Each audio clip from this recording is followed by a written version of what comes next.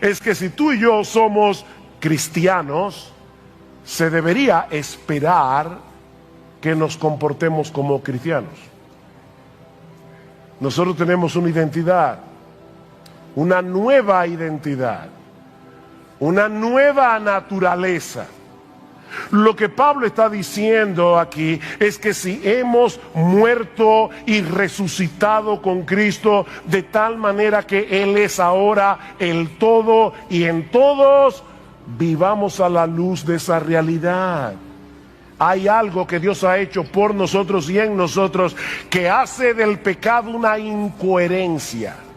A veces uno se pone una ropa para ir a cierto lugar y dice, no, esa ropa no es apropiada. O a veces los esposos, ¿verdad?, que no tenemos el sentido de la estética que tiene nuestra esposa, nos dice, esa corbata no te pega.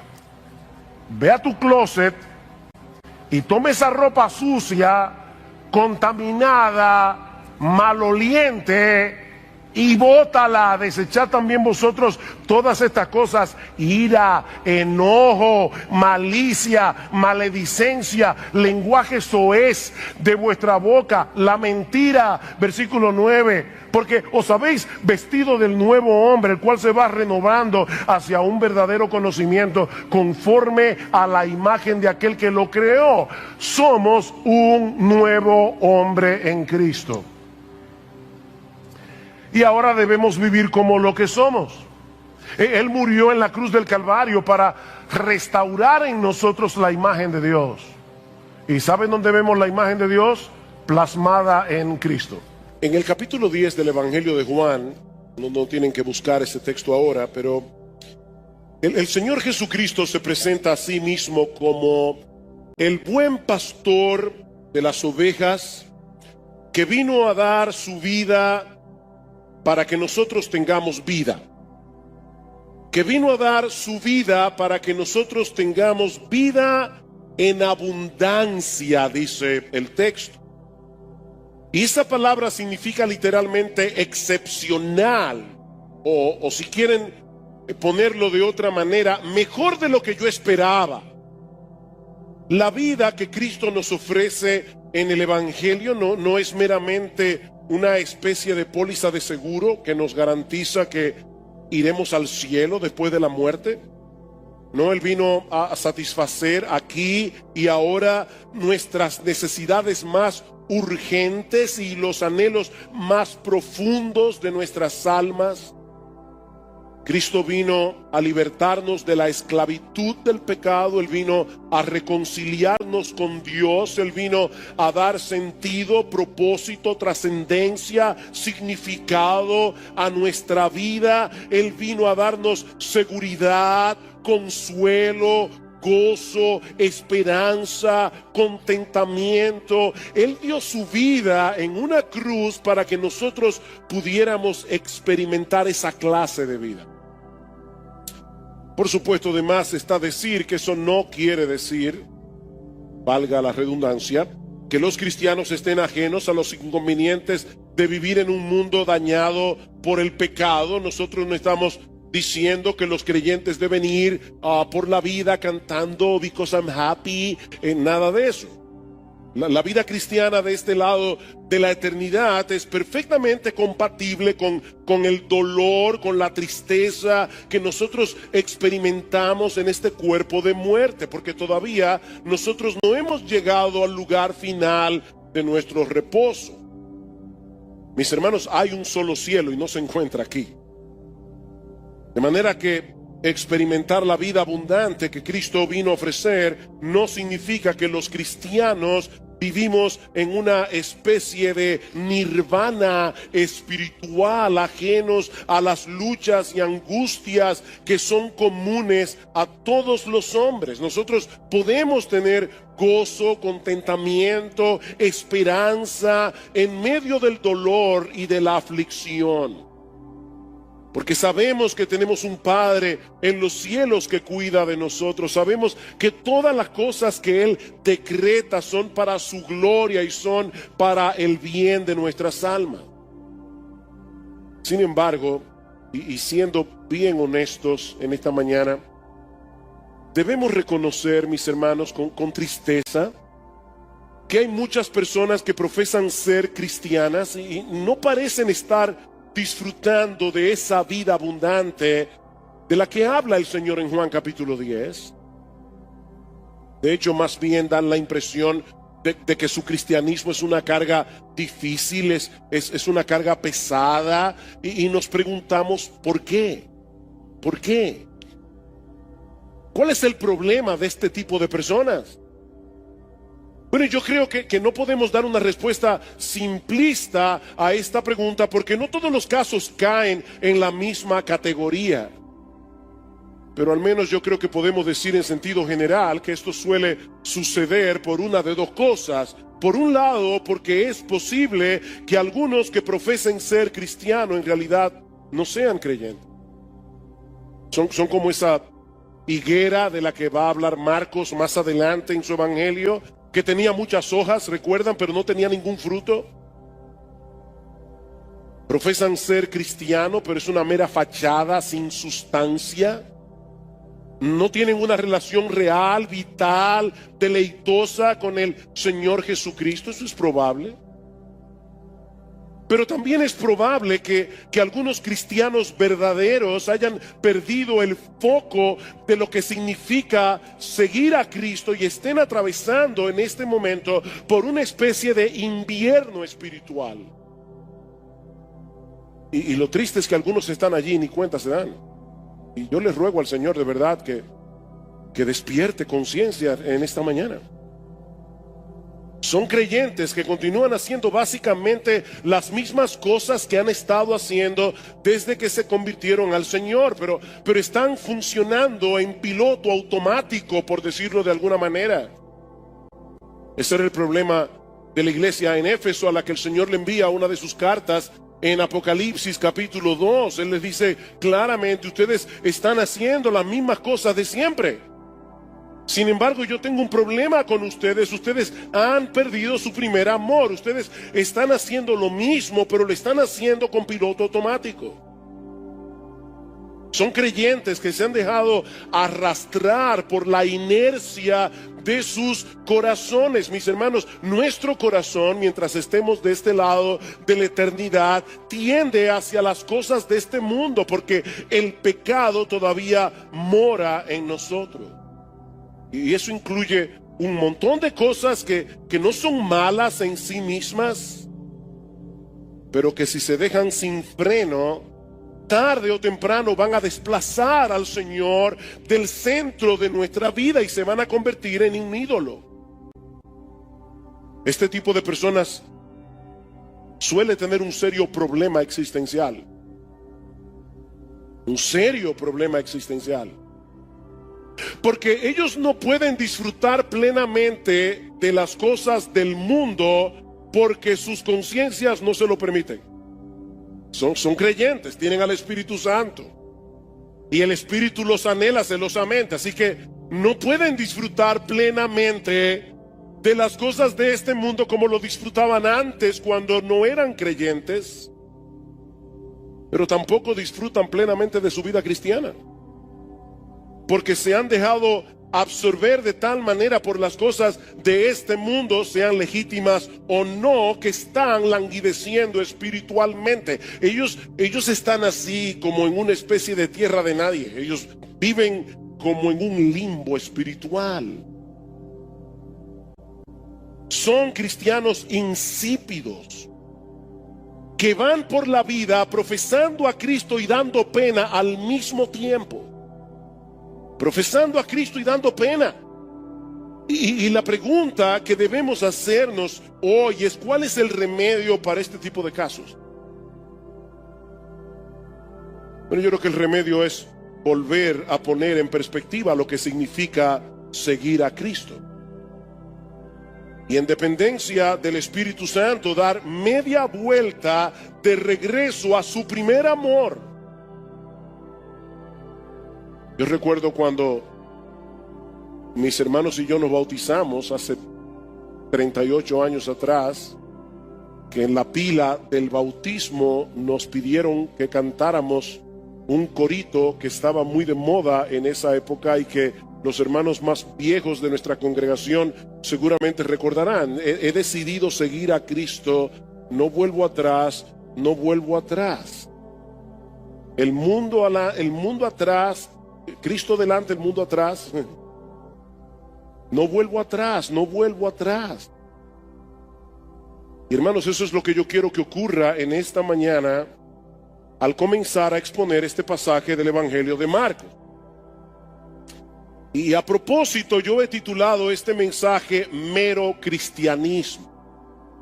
Porque lo que Jesús nos presenta en este pasaje, en los versículos 42 al 50, no es el retrato de un super cristiano que pertenece a una élite especial a la que muy pocos tienen acceso en la iglesia. No, hermanos. Lo que Jesús está describiendo allí es lo que todo verdadero creyente debería estar experimentando en su vida.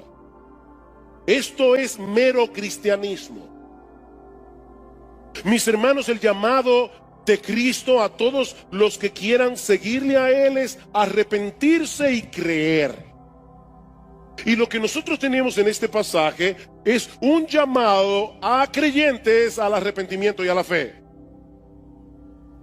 Dice, el arrepentimiento es volverte de una vida de pecado, de una vida centrada en ti mismo, siguiendo tu propia voluntad, buscando tu propia gloria, para volverte a Dios y caminar en pos de Él, confiando únicamente en Cristo. Mi amigo que estás aquí en esta mañana, es importante que tú sepas que venir a ser cristiano no es como hacerse miembro de un club social. De ahora en adelante voy a tratar de seguir las reglas y regularmente voy a pagar mis cuotas de membresía. Voy a venir a la iglesia todas las semanas, voy a leer mi Biblia, voy a dar gracias por los alimentos. No. Es darte cuenta de que toda tu vida has estado caminando por un sendero equivocado, porque has vivido de espaldas a Dios y has estado caminando hacia el pecado. La fuerza motora de tu vida ha sido el orgullo, ha sido el egoísmo, cuando debió haber sido la gloria de Dios, vivir con el propósito de que solo Él sea exaltado, solo Él sea conocido en todo lo que haces. Arrepentirse es darte cuenta de que has estado equivocado. Es tomar la decisión de volverte hacia Dios, confiando únicamente en Cristo para el perdón de tus pecados.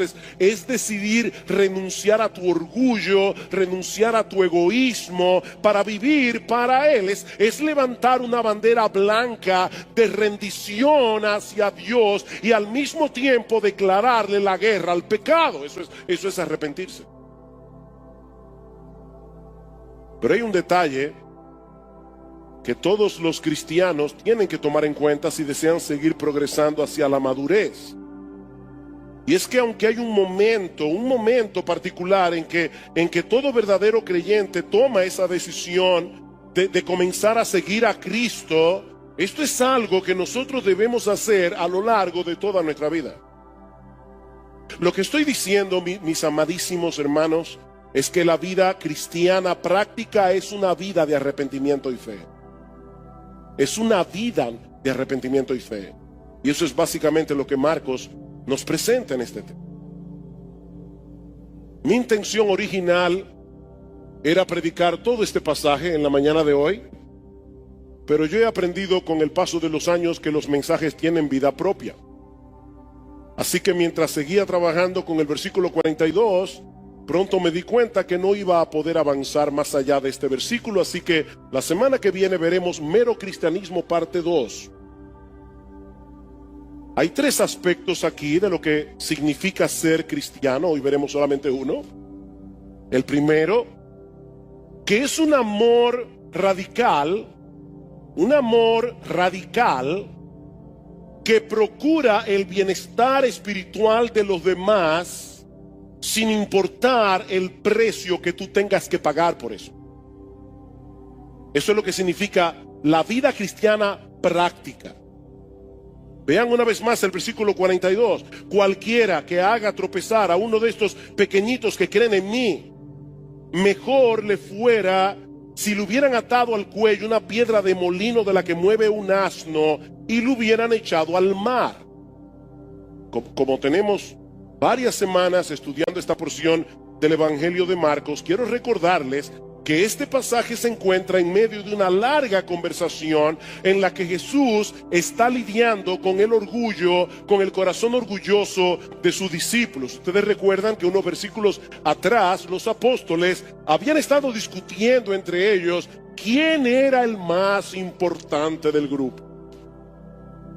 Y en el versículo anterior al que estamos estudiando ahora, los versículos anteriores, Juan le confiesa al Señor, acaba de confesarle al Señor que ellos se habían topado en el camino con una persona que en el nombre de Cristo estaba echando fuera demonios, y dice que ellos se lo prohibieron. ¿Y cuál fue la razón de la prohibición? Que ellos no eran parte del club, ellos no eran parte del grupo.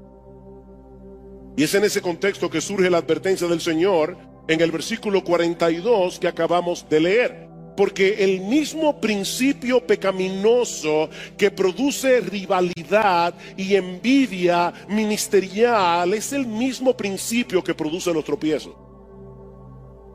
Cristo sigue hablando exactamente de lo mismo. Está tratando con el corazón orgulloso de los discípulos. Ahora, hermanos, ¿a qué se refiere Jesús cuando habla de los tropiezos en este pasaje? Es una palabra que aparece varias veces en el Nuevo Testamento, y la idea que comunica es la de hacer o decir cualquier cosa que ponga impedimentos a la conversión de un incrédulo o que ponga impedimentos a la santificación y crecimiento de un creyente. Eso es poner tropiezo. Es estorbar el camino de alguien para que llegue a ser cristiano, o es estorbar el camino de un cristiano para que sea cada vez más semejante a Cristo. O sea, para impedir que sea cada vez más semejante a Cristo. En 1 Corintios capítulo 10, versículo 32, y hablando de manera particular del uso de cosas que son legítimas, pero que pueden llegar a ser un estorbo si se usan de una forma descuidada, Pablo dice a los hermanos en Corinto: no seáis motivo de tropiezo, ni a judíos, ni a griegos, ni a la iglesia de Dios. No sean tropiezo a nadie, ni a los judíos incrédulos, ni a los gentiles incrédulos, ni a los creyentes. Debemos ser muy cuidadosos en lo que hacemos, para evitar en la medida de lo posible que alguien sea dañado con nuestra conducta, que alguien sea dañado con nuestras palabras, con nuestros comentarios, que alguien sea dañado con nuestro ejemplo, aún en el manejo de cosas que son legítimas, de cosas que no son pecaminosas en sí mismas. Debemos evitar a toda costa que debido a nuestro ejemplo no vayamos dejando escombros detrás de nosotros que hagan más difícil que otros puedan venir a Cristo. Eso es lo que Pablo está diciendo. No dejes escombros en el camino, o que otros que ya están en Cristo puedan seguir avanzando hacia la madurez. Y noten, mis hermanos, que la advertencia de Jesús en este pasaje va dirigida a todo el mundo, creyentes o incrédulos. Jesús dice: cualquiera que haga tropezar, cualquiera que haga tropezar. ¿Y saben lo que significa la palabra griega? Literalmente, cualquiera significa cualquiera. Es cualquiera, sea creyente o sea inconverso. Esto es una advertencia para todo el mundo. Cuidado con el que haga tropezar a otro creyente. Cuidado con el que incite a otro creyente a pecar. Cuidado con el que estorbe el crecimiento espiritual de otro creyente. Cuando Cristo habla aquí de sus pequeñitos, no es de niños que Él está hablando. Es de personas que creen en Él. Personas que depositan en Jesús toda su confianza, como un niño deposita su confianza en aquel que le da seguridad. Por supuesto, debemos tener cuidado de no hacer tropezar a nadie, como vimos en ese pasaje de 1 Corintios, Pero en el pasaje de Marcos, de manera particular, el Señor nos está advirtiendo solemnemente que tengamos mucho cuidado con hacer tropezar a una de sus ovejas. A uno de aquellos por quien Él derramó su sangre en la cruz del Calvario.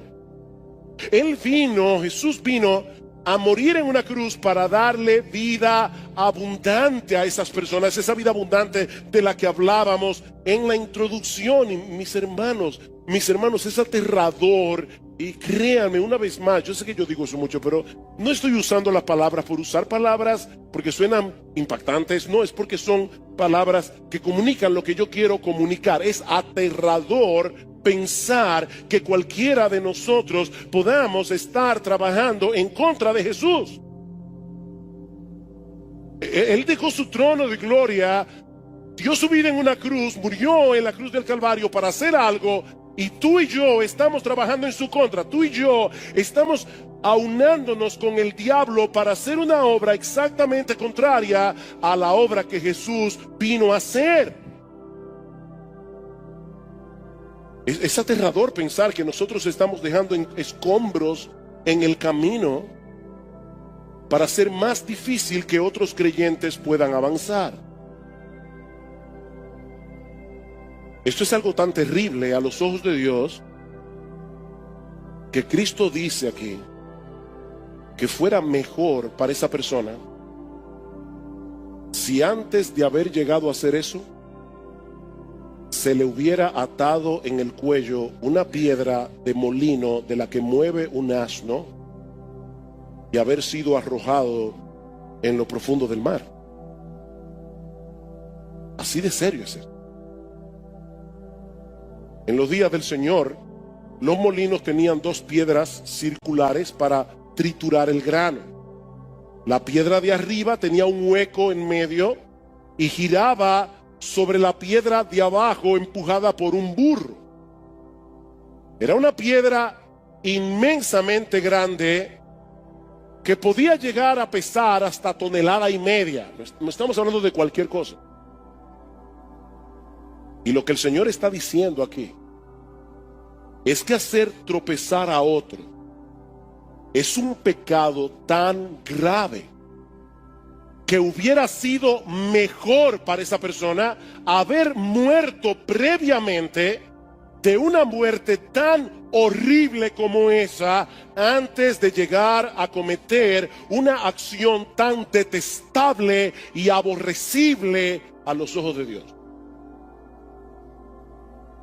Mira, hubiera sido mejor que te pusieran 2 botas de cemento y te hubieran arrojado en lo profundo del mar. Y noten que él no dice que esa persona debió haberse colocado una piedra de molino en el cuello y haberse arrojado él mismo. Eso sería suicidio. No, el Señor no está promoviendo el suicidio. Lo que Jesús está diciendo aquí es que hubiera sido mejor para esa persona que lo hubieran arrojado en el fondo del mar con una piedra de molino en el cuello. Esto era un castigo que los romanos reservaban para sus peores enemigos. Era un castigo bárbaro.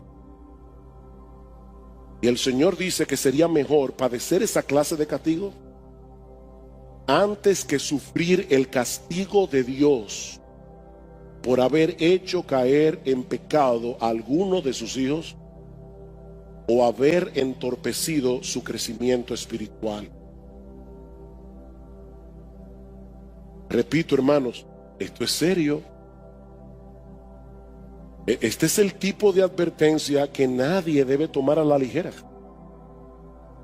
Y lo que sorprende de este texto es que el Señor está haciendo esta advertencia, no lo olviden, a sus propios discípulos. A sus propios discípulos. Vean una vez más los versículos 35 al 37 que estudiamos la semana pasada, cuando ellos estaban discutiendo quién de nosotros es el mayor. Sentándose, llamó a los 12 y les dijo: si alguno desea ser el primero, será el último de todos y el servidor de todos. Y tomando a un niño, lo puso en medio de ellos, y tomándolo en su brazo les dijo: el que reciba a un niño como este en mi nombre, a mí me recibe. El que me recibe a mí, no me recibe a mí, sino al que me envió. El Señor está tratando con el orgullo que se estaba manifestando en la relación entre ellos. Y les dice que el camino para llegar a ser grande en el reino de Dios, ¿saben cuál es? Ocupar el último lugar y servir a todo el mundo. Ese es el camino para llegar a ser grande. O si quieren ponerlo de otro modo, es un camino de humildad que se manifiesta en servir a otros simplemente porque son de Cristo. Lo que el Señor quiere hacerle ver a sus discípulos es que debido a la relación que nosotros tenemos con Él, estamos unidos a Él. El que le sirve a uno de los suyos, por ser uno de los suyos, en realidad le está sirviendo a Cristo. Le está sirviendo a Cristo. Todo cristiano que recibe a otro cristiano y le sirve, está recibiendo y está sirviendo a Cristo, porque Él vive en nosotros. No podemos aislar a Cristo de los cristianos. Es lo mismo que nosotros vemos en esa escena que nos presenta Jesús del día del juicio en Mateo capítulo 25. ¿Recuerdan cómo Él va a llamar a los justos y le va a decir: entren al reino preparado por vuestro Padre, porque tuve hambre y me diste de comer, tuve sed y me diste de beber, todo lo demás? Y los justos le dirán: Señor, ¿y cuándo nosotros te hicimos todo eso? Y dice: respondiendo el rey les dirá: en verdad os digo que en cuanto lo hicisteis a uno de estos hermanos míos, aun a los más pequeños, a mí me lo hiciste. A mí me lo hiciste. Pero hermanos, esto también funciona a la inversa. Cuando alguien le hace daño a un cristiano, es contra Cristo mismo que está pecando. Eso fue lo que el Señor le hizo ver a Saulo de Tarso antes de que llegara a ser el apóstol Pablo. Jesús se le presenta en el camino a Damasco y le dice: Saulo, Saulo, ¿por qué me persigues? Y Pablo le pregunta: Señor, ¿quién eres? Y él le dice: yo soy Jesús. Yo soy Jesús a quien tú persigues. Es tal la identificación de Cristo con su pueblo que perseguir a la iglesia, hacerle daño a la iglesia, atentar contra la iglesia, es perseguir a Jesús, es atentar contra Jesús. De manera que cuando un creyente le pone tropiezo a otro creyente, está cometiendo un pecado contra Cristo mismo de enormes proporciones. Y hermanos, hay muchas maneras de hacer eso. Hay muchas maneras de hacer eso. La más obvia de todos es incitar a otros a pecar contra Dios, a violar los 10 mandamientos, ya sea con nuestro ejemplo, ya sea con nuestras palabras. Un novio que seduce a su novia o viceversa para que tengan una relación impura antes del matrimonio, ya sea que lleguen o no a tener relaciones sexuales, se están convirtiendo en una piedra de tropiezo para el otro. Un creyente que invita a otro a ver una película que no debe ver o a visitar un lugar que no deben visitar, sobre todo si es alguien nuevo en la fe, lo están haciendo tropezar. Una creyente que no tiene en cuenta la modestia en el vestir, que usa ropa sensual, ropa provocativa, que deja ver más de lo que una mujer piadosa y temerosa de Dios debería dejar ver, es una piedra de tropiezo. Cuando usamos nuestra libertad descuidadamente, nuestra libertad sin tomar en cuenta el impacto que eso puede tener en la vida espiritual de otros creyentes, estamos siendo piedra de tropiezo. Pablo pone el ejemplo del vino en Romanos capítulo 14. Habían hermanos que venían de un trasfondo pagano, donde el alcohol era un problema. Y sí, la Biblia no prohíbe el uso del vino, pero cuando un creyente en el uso de su libertad no tiene en cuenta que puede tener delante de él una persona que puede tropezar, que puede ser movida a su antiguo estilo de vida y no le importa, está siendo piedra de tropiezo. Pablo dice, si yo tengo que por amor a Cristo y por amor a los hermanos dejar de comer carne y dejar de beber vino para el resto de mi vida, no hay problema. Cuando hacemos comentarios que pueden desanimar a otros creyentes en su lucha en pos de la santidad o en su deseo de hacer las cosas como dice la Escritura, le estamos poniendo una piedra de tropiezo. Y aquí tenemos a un padre tratando de criar a sus hijos en la disciplina y amonestación del Señor, no abusando de ellos, pero sí aplicando la vara de la corrección cuando es necesaria. Y aquí tenemos a otros padres con más tiempo en la iglesia, supuestamente con más madurez, diciéndoles que eso no es tan así, que deben tomar en cuenta algunos de esos conceptos de los expertos en psicología, aún por encima de la enseñanza del libro de Proverbios. Esos padres están dejando escombros detrás, dificultando el camino de estos otros padres que desean hacer las cosas bien. Cuando chismeamos en contra de otros hermanos, estamos provocando de ese modo que algunos creyentes se aíslen de su iglesia, se aíslen de sus líderes y se vuelvan cínicos y se vuelvan hipercríticos. Estamos siendo piedra de tropiezo. Cuando promovemos la mundanalidad en la iglesia, estamos siendo piedra de tropiezo. Y para ser más concreto, mi hermano, cuando tu estilo de vida, cuando el uso de tu tiempo, cuando el uso de tus recursos, la forma como te entretienes, promueven los valores del mundo que son ajenos y contrarios a la piedad, que son ajenos y contrarios al temor de Dios, que no promueven una vida cada vez más semejante a Jesús, eso es mundanalidad. Y cuando tú vives así, tú estás promoviendo la mundanalidad en la iglesia.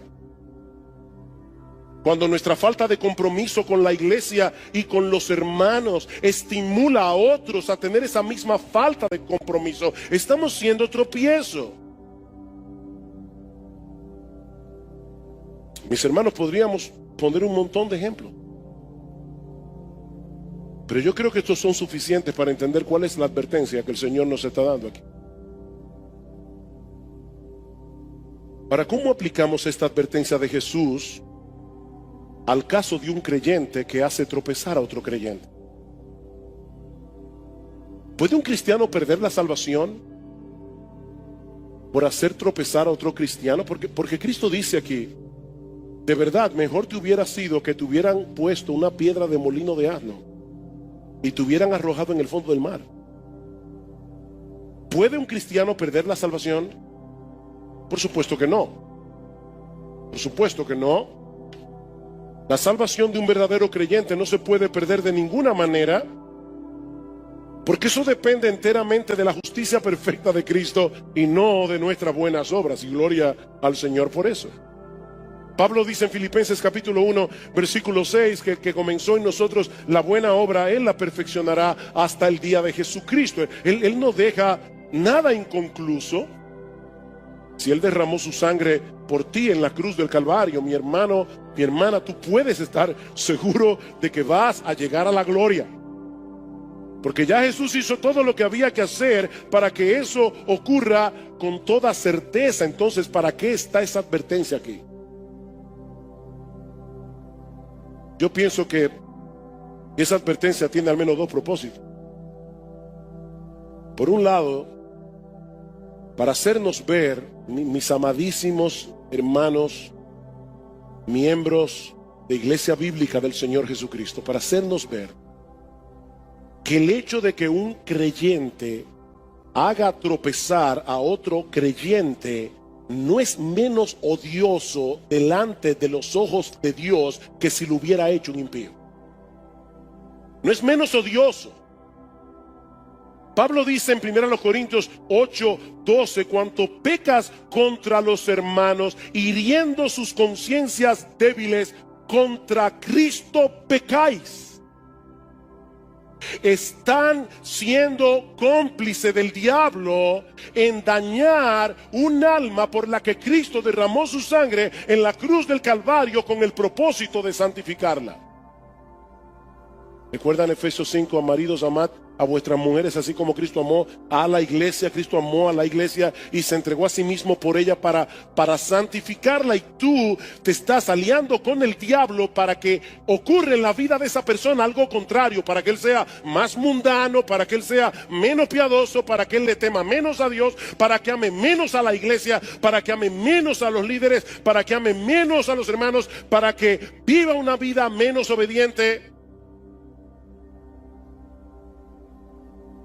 Eso es odioso a los ojos de Dios. Él dio su vida para que esta persona pudiera ser rescatada de la esclavitud del pecado, para que pudiera crecer en santidad, y tú le estás arrojando escombros en el camino para que se le haga más difícil avanzar hacia la madurez, para que sea menos semejante a Jesús. ¡Wow! Eso es detestable a los ojos de Dios. Miren, mis hermanos, los cristianos no merecemos un castigo menor que el de los impíos cuando hacemos eso. ¿Oyeron eso? Los cristianos no merecemos un castigo menor que el de los impíos cuando hacemos eso. Gracias al Señor que Él pagó por todos nuestros pecados en la cruz, si somos creyentes, aunque eso no evita la disciplina de Dios. Pero Él pagó por nuestros pecados, incluyendo el pecado de hacer tropezar a otros. Pero, mis hermanos, de ninguna manera podemos tomar ese pecado a la ligera. Eso es lo que Cristo nos está haciendo ver aquí. Esto es algo odioso, es algo detestable, es algo abominable, es algo horrible a los ojos de Dios. Pero yo creo que hay otra razón adicional de por qué esa advertencia está ahí. Si una persona está viviendo descuidadamente, poniendo tropiezo a otros sin que eso perturbe su conciencia, sin que se arrepienta de su pecado, amparada en que esa es su libertad en Cristo, es muy probable que esa persona esté yendo camino al infierno. Es muy probable que esa persona esté yendo camino al infierno, pensando que es un creyente y no lo es.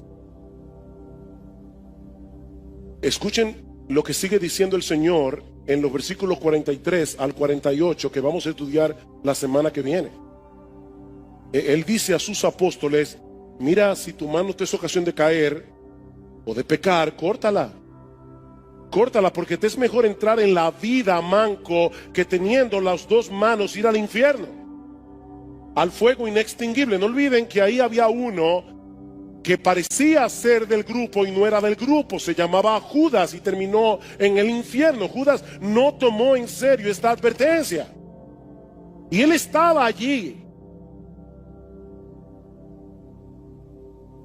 Si tu pie te es ocasión de pecar, córtalo. Te es mejor entrar cojo a la vida que teniendo los dos pies ser echado al infierno, donde el gusano de ellos no muere y el fuego no se apaga. Si tu ojo te es ocasión de pecar, sácalo, porque te es mejor entrar al reino de Dios con un solo ojo que teniendo dos ojos ser echado al infierno. Lo que Jesús está diciendo aquí es: la vida eterna, el reino de los cielos es tan valioso que vale la pena dejar fuera, echar fuera las cosas más valiosas que nosotros tenemos.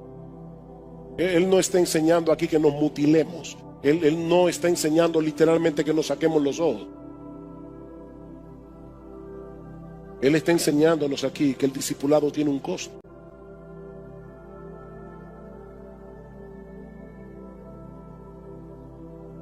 Sabemos que la salvación es únicamente por gracia, por medio de la fe. De hecho, esta tarde creo que el pastor Salvador va a estar predicando acerca de la relación de la fe y las obras. Hermanos, la Biblia dice que una fe que no produce obras es una fe que está muerta. Y de las obras que produce la fe, la más evidente es el amor a los hermanos. Porque tú puedes decir que tú amas a Dios, pero como Dios no se ve, es muy fácil decir eso. La prueba más evidente de que tú amas a Dios es que tú amas a los hermanos. Primera de Juan capítulo 3, nosotros sabemos que hemos pasado de muerte a vida en que amamos a los hermanos. El que no ama a su hermano permanece en muerte. En esto hemos conocido el amor, en que Él puso su vida por nosotros. También nosotros debemos poner nuestras vidas por los hermanos. Es un amor radical. Amados, amémonos unos a otros porque el amor es de Dios. Primera de Juan 4. Todo aquel que ama es nacido de Dios y conoce a Dios. El que no ama no ha conocido a Dios, porque Dios es amor. Primera de Juan 4:20. Si alguno dice yo amo a Dios y aborrece a su hermano, es un mentiroso. Pues el que no ama a su hermano a quien ha visto, ¿cómo puede amar a Dios a quien no ha visto? Y nosotros tenemos este mandamiento de Él: el que ama a Dios, ame también a su hermano. A final de cuentas, lo que nosotros tenemos en Marcos capítulo 9, versículo 42, si lo vemos positivamente, es un llamado a amar a nuestros hermanos en la fe, haciendo todo lo que esté a nuestro alcance para que sigan creciendo a la imagen de Jesús. Todo lo que esté a nuestro alcance. No se trata simplemente de dejar de hacer cosas que pueden ser de tropiezo a otros. No, este es un llamado a amar a los demás con un amor radical, al punto de negarnos cosas que pueden ser legítimas, al punto de cambiar nuestros planes porque queremos promover el bienestar espiritual de nuestros hermanos, y todo eso con la motivación de amor a Cristo, porque amamos a Cristo. Marcos capítulo 9, versículo 42. Y cualquiera que haga tropezar a uno de estos pequeñitos que creen en mí, mejor le fuera si le hubieran atado al cuello una piedra de molino de las que mueve un asno y lo hubieran echado al mar. Vamos a orar una vez más. Padre, este es un pasaje sobrio de tu palabra. Es una advertencia muy solemne de parte del Señor. Y nosotros queremos que tú prepares nuestros corazones para recibir esta palabra con mansedumbre. Que tú quites de nosotros cualquier prejuicio, cualquier anhelo de autojustificación, y que tú obres poderosamente, Señor, a través de tu palabra, porque te lo pedimos en Cristo. Amén. En el capítulo 10 del Evangelio de Juan, no tienen que buscar este texto ahora, pero el Señor Jesucristo se presenta a sí mismo como el buen pastor de las ovejas, que vino a dar su vida para que nosotros tengamos vida, que vino a dar su vida para que nosotros tengamos vida en abundancia, dice el texto. Y esa palabra significa literalmente excepcional, o si quieren ponerlo de otra manera, mejor de lo que yo esperaba. La vida que Cristo nos ofrece en el Evangelio no es meramente una especie de póliza de seguro que nos garantiza que iremos al cielo después de la muerte. No, Él vino a satisfacer aquí y ahora nuestras necesidades más urgentes y los anhelos más profundos de nuestras almas. Cristo vino a libertarnos de la esclavitud del pecado. Él vino a reconciliarnos con Dios. Él vino a dar sentido, propósito, trascendencia, significado a nuestra vida. Él vino a darnos seguridad, consuelo, gozo, esperanza, contentamiento. Él dio su vida en una cruz para que nosotros pudiéramos experimentar esa clase de vida.